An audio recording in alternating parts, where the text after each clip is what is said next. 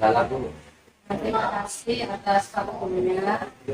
Di sini saya ingin berbincang-bincang dengan Pak Wali tentang bagaimana proses pengambilan keputusan yang ada di SMA Negeri 1 Mojokerto ini. Nah, bagaimana kita ketahui sekolah sebagai institusi moral, ternyata kita diberikan pada berbagai permasalahan. Yang mana permasalahan tersebut terkadang ada yang hampir serupa, sehingga kita mengalami benturan-benturan, terutama benturan emosional. Nah, yang saya ingin tanyakan, selama ini bagaimana Pak Wali sebagai kepala sekolah di sini dapat mengidentifikasi kasus-kasus yang merupakan benturan etika atau benturan. Oke, terima kasih Bu Sari. Memang sebenarnya banyak kasus yang kita hadapi, tetapi dalam menyelesaikan setiap kasus tentunya kita harus mengidentifikasi dulu atau memilih per kasus. Nah, diantaranya jika kasus-kasus tersebut lebih banyak melibatkan emosional kita tanpa adanya pelanggaran, maka kasus-kasus seperti itu kita kategorikan atau kita golongkan di dilema etika. Sehingga dilema etika itu adalah kasus-kasus yang melibatkan atau penyelesaiannya yang banyak melibatkan emosional tanpa adanya pelanggaran. Sedangkan ada lagi kasus yang sulit sebenarnya kita laksanakan karena ini kita dipaksa untuk melawan tatanan atau kasus seperti ini, maka kita golongkan menjadi dilema bujukan moral. Jadi bujukan moral ini termasuk macam kasus-kasus yang sebenarnya sulit juga kita ambil keputusan karena kita harus dipaksa melawan tatanan atau pengambilan. Jadi kita di sini melihat bagaimana kriterianya gitu Pak ya. Ya. Langsung ambil penyelesaiannya tanpa melihat atau mengkategorikan itu mana yang dimana kita Ya, betul. Terus selama ini bagaimana Pak Wali dalam menjalankan pengambilan keputusan di sekolah SMA Negeri 1, terutama untuk kasus-kasus di mana ada dua kepentingan yang sama-sama benar atau sama-sama mengandung nilai. Sebenarnya kita juga susah mengambil keputusan jika menghadapi kasus atau masalah seperti ini. Tetapi kita harus lebih bijak lagi karena sama-sama bernilai positif, maka kita ambil yang risikonya kecil. Yang risikonya kecil, maka itu yang kita putuskan. Jadi apakah ada harus melalui seperti pengujian terlebih dahulu? Maksudnya pengujian? Misalnya diputuskan secara bersama. Oh ya, itu.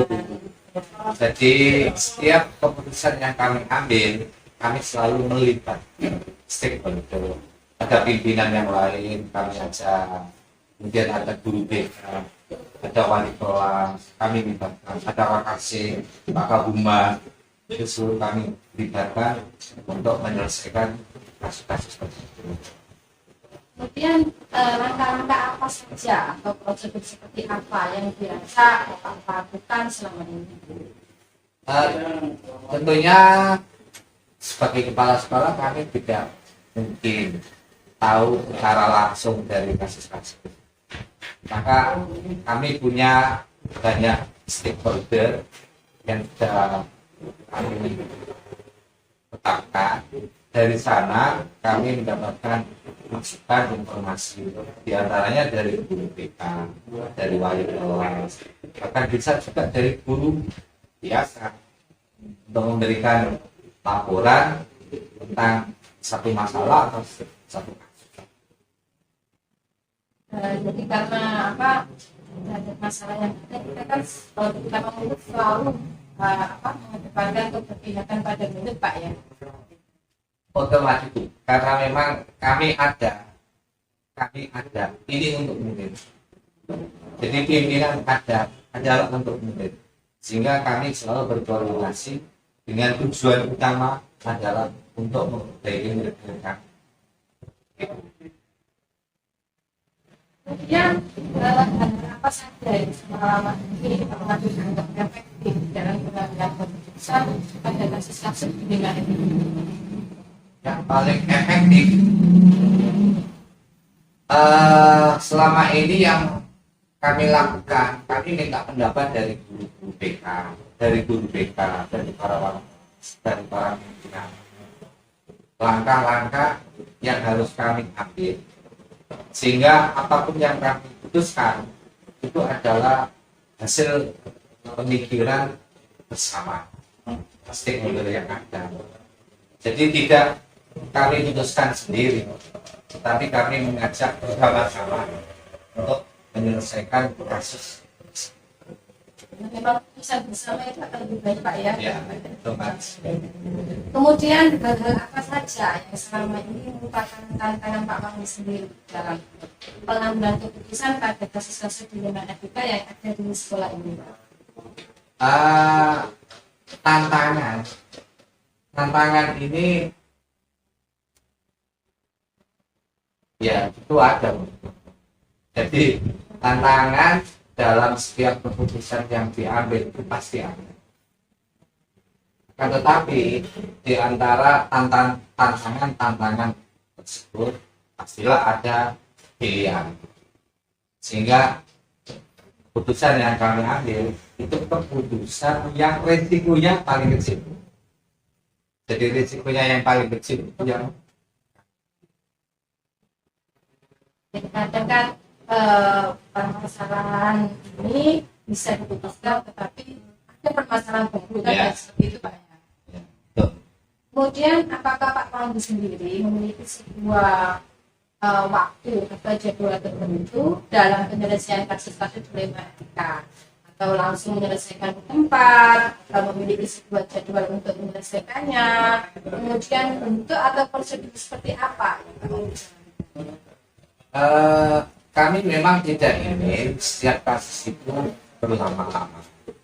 Kami inginnya setiap kasus itu bisa secepatnya diselesaikan. Secepatnya. Oleh karena itu, tinggal melihat kasusnya. Kalau misalnya ada kasus ringan yang bisa langsung selesai di situ. Kalau misalnya ada kasus yang harus diselesaikan tapi harus melibatkan stakeholder yang lain, maka kami jadwalkan dalam 1, 2, 3 hari, misalnya ini harus sudah diselesaikan. Jadi terjadwal juga. Sampai tahun-tahun. Oh, nggak sampai. Dan itu tidak boleh karena akan menimbulkan kasus baru. Apakah ada seseorang atau faktor-faktor apa yang selama ini mempermudah atau membantu Pak Wandi dalam mengambil keputusan dalam kasus-kasus pidana etika? Ada kebetulan kami ini kan sekolah di melakukan yayasan, dan kebetulan yayasannya pondok pesantren. Jadi kami punya ketua yayasan yang bisa kami minta pendapat, karena yayasan itu kan di atas kepala sekolah. Jadi kami yang bisa yang bisa kami andalkan, ya, beliau yang ada di tingkat yayasan itu kuat di yayasan. Jadi keputusan yang diambil ini tidak semata-mata dari surat atau hasil akhir bagaimana nanti keputusan yang diambil siapa? Oh ya, sekali lagi setiap keputusan yang kami ambil tentunya berpihak pada anak, karena semua yang ada ini adalah untuk anak. Bahasa lainnya, kami melayani anak untuk masa depannya, sehingga keputusan yang kami ambil pun yang berpihak pada anak. Terus dari semua hal yang telah disampaikan, pembelajaran apa yang dapat kawan dipetik dari pengalaman selama mengambil pendidikan pendidikan? Ada banyak. Jadi kami semakin dewasa dalam menyelesaikan setiap kasus yang ada dengan cara atau dengan langkah-langkah setelah diidentifikasi, kemudian melibatkan stakeholder dan seterusnya tadi, maka kami semakin dewasa dalam menyelesaikan setiap kasus yang ada. Jadi tidak hanya rasa emosional atau istilahnya busuk-busuk gitu Pak ya. Itu dihindari, sangat dihindari.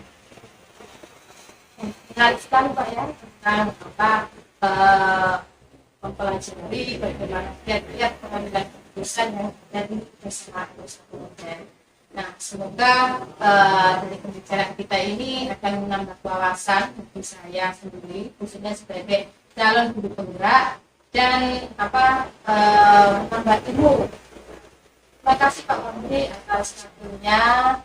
Nah, saya akhiri. Wassalamualaikum warahmatullahi wabarakatuh. Warahmatullahi wabarakatuh.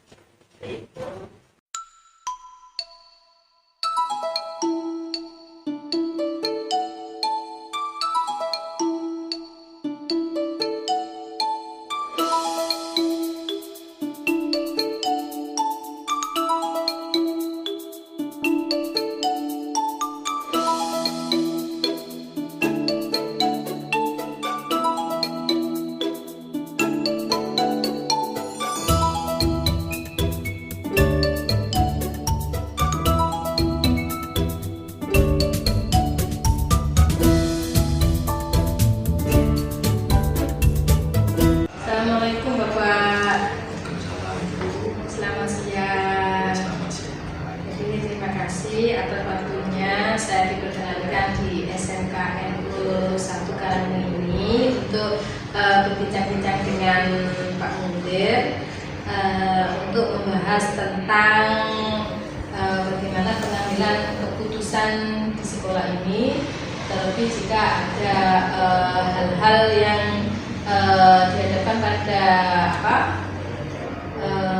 situasi yang sama-sama benarnya, bukan benarnya sebagai dilema etika atau juga pada kondisi yang kita hubungi sebagai rujukan moral. Nah, jadi pada pembicaraan kali ini saya ingin mendapatkan ilmu atau wawasan dari sekolah ini, yaitu SMKN 1 Karanganyar, proses pengambilan keputusan. Sebagaimana kita ketahui, banyak hal-hal yang antara satu sekolah dengan sekolah yang lain itu mempunyai pengambil keputusan yang beda-beda. Jadi kebijakan yang diambil itu berbeda-beda. Nah, saya ingin mendapatkan wawasan bagaimana cara mengambil keputusan yang ada di SMKN ini. Nah, selama ini bagaimana Pak Mundir dapat mengidentifikasi kasus-kasus yang merupakan dilema etika atau rujukan moral? Jadi di sekolah kami di SMKN 1 Karanganyar ini dalam mengidentifikasi kasus-kasus apakah itu nanti masuk dalam dilema etika ataupun rujukan moral, yang pertama kita identifikasi berdasarkan jenisnya. Kalau misalkan kasus dilema etika, ya, kasus tersebut banyak emosional tanpa adanya pelanggaran. Sedangkan kalau nanti ada kasus yang dimana kita paksa untuk melawan peratanan atau peraturan yang ada, maka itu kita masukkan dalam kasus rujukan moral seperti itu. Jadi kalau dilema etikanya itu nanti kan benar lawan benar itu Pak ya. Kalau rujukan moral itu ada unsur-unsur terhadap kita itu istilahnya gak enak hati karena sesuatu gitu Pak ya. selama ini bagaimana terutama di SMK NU 1 ini menjalankan pengambilan keputusan di sekolah ini, Pak? Terutama untuk kasus-kasus di mana ada dua kepentingan yang sama-sama benar atau sama-sama mengandung nilai kebajikan. Ya, jadi karena di SMK ini walaupun ada kepala sekolah, tapi kepala sekolah tidak bisa sendiri. Jadi ketika ada masalah-masalah seperti itu, maka kita berusaha untuk menyisir dulu dengan beberapa pimpinan atau stakeholder yang ada di sekolah, sehingga apa keputusan yang akan dibuat nanti tidak istilahnya tidak begitu melenceng dari prinsip-prinsip yang sudah ada seperti itu. Jadi senantiasa melibatkan elemen sekolah, Pak, ya. Betul. Kalau kita usul sendiri nanti kayaknya sama-sama tidak enak. Artinya bahwa di sini ada pimpinan yang sama-sama punya wewenang untuk memutuskan masalah yang di sekolah. Kalau nggak diajak bicara nantinya juga menimbulkan masalah baru. Terus langkah-langkah atau prosedur seperti apa, Pak, yang biasanya dilakukan selama ini? Yang jelas yang pertama kita minta guru BPK ya, yang berawal kelas untuk selalu berkoordinasi ketika ada masalah, itu yang pertama.